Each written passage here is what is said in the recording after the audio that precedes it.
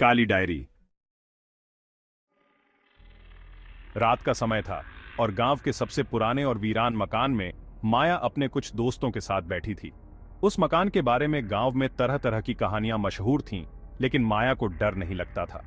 वो तो बस रहस्यों को सुलझाने का शौक रखती थी। एक दिन माया को उस वीरान मकान के एक कोने में एक पुरानी काली डायरी मिली। डायरी का पहला पन्ना पढ़ते ही माया की धड़कनें तेज हो गईं। उसमें लिखा था, अगर तुम इस डायरी को पढ़ रहे हो तो तुम भी उसी रहस्य में उलझ जाओगे जिसमें मैं फंसा हूं। अब यह डायरी तुम्हारे हाथों में आई है और इसका अंजाम तुम्हें भुगतना होगा। माया ने इसे एक मजाक समझकर पन्ना पलटा, लेकिन अगले पन्ने पर कुछ खाली था। वो डायरी के पन्ने पलटने लगी, लेकिन सारे पन्ने खाली थे सिवाय पहले पन्ने के।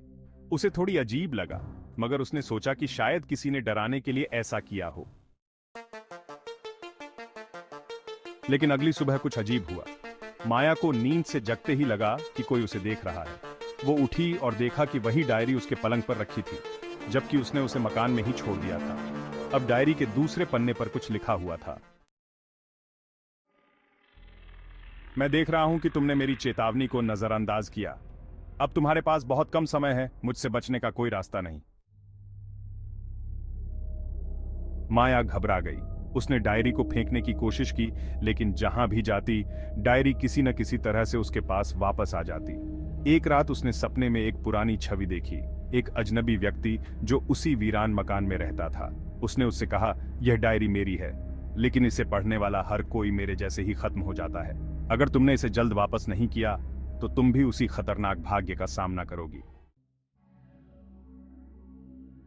माया ने अब समझ लिया कि यह डायरी सिर्फ एक रहस्य नहीं, बल्कि किसी बुरी आत्मा का माध्यम थी।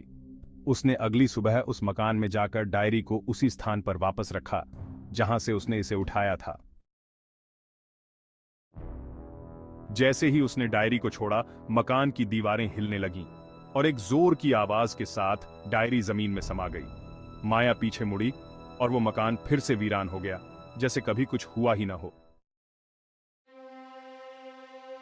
लेकिन माया के दिल में हमेशा वो सवाल रह गया, क्या वो डायरी वापस लौटेगी? मोरल: कभी कभी कुछ रहस्यों को अनजाना ही छोड़ देना बेहतर होता है।